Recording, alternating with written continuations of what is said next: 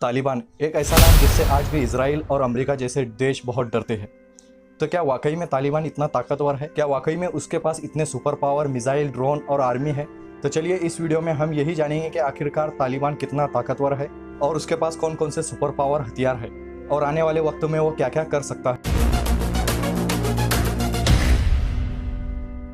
2021 में अमेरिका ने जब अफगानिस्तान को छोड़ा तो उसने पीछे अपने अरबों डॉलर के हथियार भी छोड़ दिए जो उसने अफगानी सेना को दिए थे तालिबान से लड़ने के लिए, जिसमें 30,000 से ज़्यादा M16 और M4 राइफल्स है, 45,000 से ज़्यादा लाइट टेक्टिंग व्हीकल्स है, 30,000 से ज़्यादा हमवी गाड़ियाँ है, 200 प्लस से ज़्यादा पर्सनल आर्मेड करियर है और ज़मीनी ताकत ही नहीं, हवाई ताकत भी तालिबान के पास बहुत ही ज़बरदस्त है। जैसे 45 ब्लैक हॉक हेलीकॉप्टर है जो अमेरिका का जाना माना हेलीकॉप्टर कहलाता है, 23 से ज़्यादा सुपर अटैक एयरक्राफ्ट है और कई ज़्यादा ट्रांसपोर्ट प्लेन्स हैं जैसे C-130 हरक्यूलस। इन हथियारों की कुल कीमत अरबों डॉलर है, लेकिन अब यह तालिबान के कब्जे में है। अमेरिका ने इसे वापस भी मांगा था, लेकिन तालिबान ने खुलकर कह दिया कि अगर तुम में हिम्मत है तो अफगानिस्तान आकर लेकर जाओ।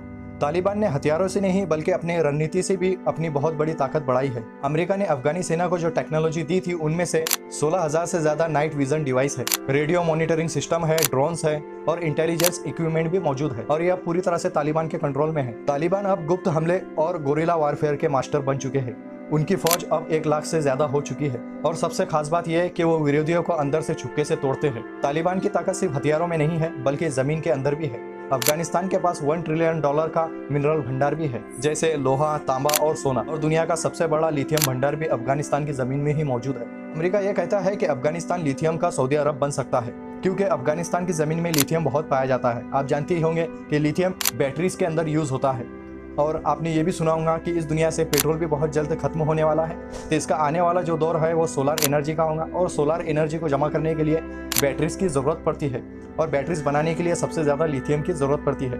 तो आने वाले दौर में जो है लिथियम की बहुत ज़्यादा ज़रूरत पड़ने वाली है और दुनिया के अंदर सबसे ज़्यादा जो लिथियम है वो अफगानिस्तान के अंदर ही पाया जाता है। इसीलिए अमेरिका ने यही बात कही है कि अफगानिस्तान जो है दूसरा सऊदी अरब बन जाएगा। जैसे आज के दौर में सऊदी अरब के पास सबसे ज़्यादा पेट्रोल निकलता है, वैसे आने वाले दौर में अफगानिस्तान के अंदर सबसे ज़्यादा लिथियम निकलेगा और चीन पहले ही तालिबान से $10 अरब का लिथियम सौदा करने की कोशिश कर रहा है। यही चीज़ तालिबान को दुनिया का सबसे बड़ा GDP बनाने की मदद कर सकती है। इसीलिए रूस, चीन, कतर जैसे देश तालिबान से रिश्ता बनाने की कोशिश कर रहे हैं। दोस्तों, तालिबान की ताकत सिर्फ उनके बंदूकों में नहीं है बल्कि उनके संसाधन, राजनीतिक और उनकी रणनीति में भी है। वीडियो अच्छी लगी तो वीडियो को लाइक जरूर करना, चैनल को सब्सक्राइब जरूर करें, बेल आइकन जरूर दबाएं ताकि आने वाली वीडियो का नोटिफिकेशन आपको मिलता रहे। तो चलिए मिलते हैं नेक्स्ट वीडियो।